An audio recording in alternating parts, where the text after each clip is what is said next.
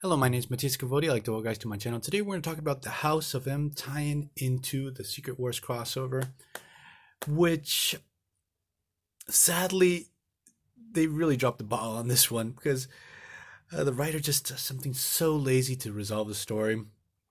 But there's some redeeming qualities to it. There's stuff that I enjoy to it, especially the fact that the House of M is one of my all-time favorite crossovers. Maybe Age of Apocalypse comes first, then House of M, and maybe my third favorite is Secret Invasion. I really like Secret Invasion, and Secret Wars itself was really solid. I liked it a lot. So let's get into the story. I'm going to tell you guys the stuff that I liked and what I thought actually sort of breaks the story. For me, it just takes me out of it. It's just a show of pretty lazy writing. Probably just the writer just needed to resolve the story really quick, and he does something just it's unforgivable. But as I said before, there's some good stuff to it. So the writer his name is Dennis Hopeless. Came out in 2015. Obviously part of the Secret Wars crossover. My edition is in Spanish, that's why it says Dinastia instead of House of M, because I live in Argentina. Story starts off. Magneto, he's the leader.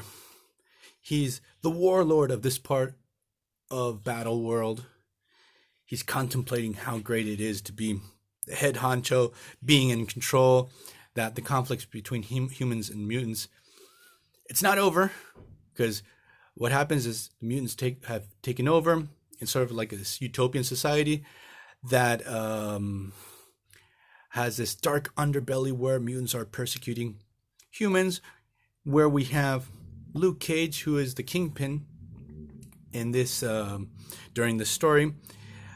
He's band together this version of the Avengers who are going to try to overthrow Lord Magneto. Luke Cage is getting into his plans into trying to take down Magneto once and forever, but a gigantic Sentinel just drops in. I just love this one. Sentinels enter a scene just dropping their foot right through the ceiling and squashing people. That never gets old. Opens its big mouth, and Wolverine and his shield soldiers start their attack. The battle that we get, it's pretty awesome. I do like the artwork in this crossover. The first two issues, the art is done by Mark Faza. So what happens during this battle is heroes, the Avengers, are losing. They're getting their ass kicked. So Hawkeye steals a car, and he takes Black Cat and Misty Knight with him and try to make a run for it. While back at Magneto's castle, we have Magneto's children, Scarlet Witch, Polaris, I couldn't remember her name, and Quicksilver. They're chatting during the morning. Quicksilver is like working on these negotiations with Namor. There's going to be an alliance between Namor and Magneto, so he's working on that. He's on a diplomatic mission, but something's up, something suspicious. Quicksilver's up to no good. Guy and company are on the run with a Sentinel hot on the trails, and they're saved by this character called Death Locket, who I know nothing about this particular character. I remember she popped up in the Avengers Arena series, maybe? I'm not sure. I don't know much of her other backstory. She's a sort of interesting inclusion into the story, but I would have liked to know more about her, because the person that creates her has created this army of Deathlocks, which are going to play a pretty important role in this story. Well, we discover that Quicksilver's diplomatic mission, he's actually hatching up a plan with Namor to dethrone Magneto, take over his power, and Quicksilver is going to be the one in control of this part of Battle World. And it's pretty cool to see my two favorite assholes, my two favorite lovable assholes, because they're both insufferable. They're super arrogant. They think they always know better, that they can do better the things in charge. Quicksilver and Namor. The dynamic between both of these characters, that's a lot of fun. we have Mags. He's chatting with this mysterious character, which the reveal of this particular character, at least I thought I enjoyed it quite a bit. It was pretty funny. Well, we also start to see and learn a little bit more about Deathlocket's backstory, the whole thing with the Deathlock army. Deathlocket is fixing up Misty Knight's hand, and while they're chatting, Deathlocket, her father who was her creator, wanted to overthrow Magneto, so that's why he built this army. But the thing is, they have metal, so they don't stand a chance.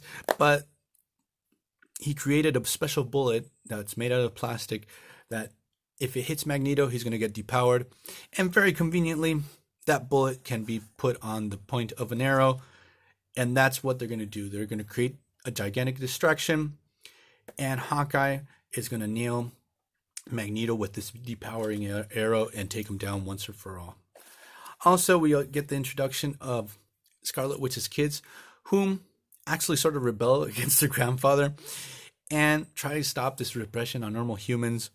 So we have Wiccan. I can't remember the speedster. I can't remember his name, but it's probably Speedy or something like that. They're also part of the story because they're going to pop up near the end. So the SHIELD agents jump in, try to stop Scarlet Witch's kids. Scarlet Witch finds out. She gets really pissed off. I love this whole thing with Scarlet Witch, her reality warping powers, how a person just falls apart like Legos when she attacks them. That's so cool. So what happens?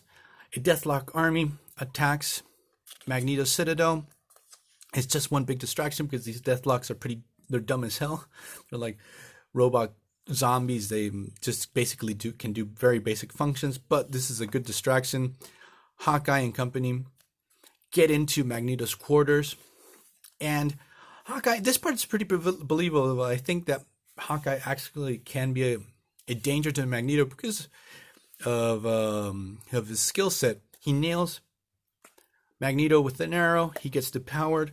But the thing is, Magneto was actually using his powers to keep at bay that secret person that he was talking to, because it was actually Fin Fan Foom.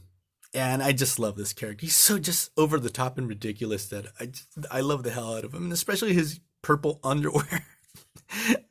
It's just priceless. So Fin Fan Foom starts going to town on everyone. He wants to eat everyone. He's really pissed off. And at this moment, also Namor attacks Magneto's Citadel with a gigantic tsunami. Just washes everyone away. And what happens is Namor and Quicksilver think that they've dealt with Magneto. He's dead thanks to the tidal wave. But what happens is Magneto, Hawkeye, Polaris, they are all able to escape. Now, the tension between who's running the show between Quicksilver and Namor, it's fantastic because Namor is obviously the one establishing that he's going to be the leader and stuff like that, but he needs Quicksilver for legitimacy because because he's the true heir to Magneto, and no one's actually going to follow Namor's lead. So Namor needs Quicksilver, and the dialogues between both of them are just hilarious. But what Quicksilver decides to do to consolidate power is just to really start to crack down on humans or anything that are not mutants. They're going after them. It progresses. It's really funny that Hawkeye tries to kill like Magneto 12 times during the story. Like Magneto gets knocked out at one point, and Deathlocket has to make sure that Hawkeye doesn't kill him. But Magneto starts to realize that his whole regime was really shitty towards humans, that things were not right the way he was carrying himself and the whole situation, and that basically just flipped this situation. Persecuting humans was the same thing that he went through as a mutant. So that's like the whole whole moral of the story. And at the end of the story, we have Magneto. He confronts Quicksilver. The dialogues are really good. Like they did a really good job. I don't know why they screw this up later. Magneto doesn't have powers yet. What happens is Namor just grows tired of Quicksilver. He straight up kills him. Namor starts battling Magneto. Obviously, Mags doesn't stand a chance. And what they do is that Wiccan uses his powers to reactivate Magneto's powers again, and like they cross paths previously in the story, so I don't know why Wiccan did that earlier. It just seems such a stupid idea. And it's sort of like a Deus Ex Machina using Wiccan just to fix up the story in like 3 pages. It's over. I just really hate this. They always do this with Scarlet Witch in Avengers comic books too. It's just use magic powers, things are resolved. And why, if he could do that previously, why didn't do this before? It just doesn't work for me. It just feels like lazy, bad writing, even though dialogues are really good. And the rest of the story, it's pretty solid. I enjoyed it. But this aspect of Wiccan's powers, the way Magneto takes down Namor, it's very satisfying. I got a really good laugh out of that. And that's how the story ends.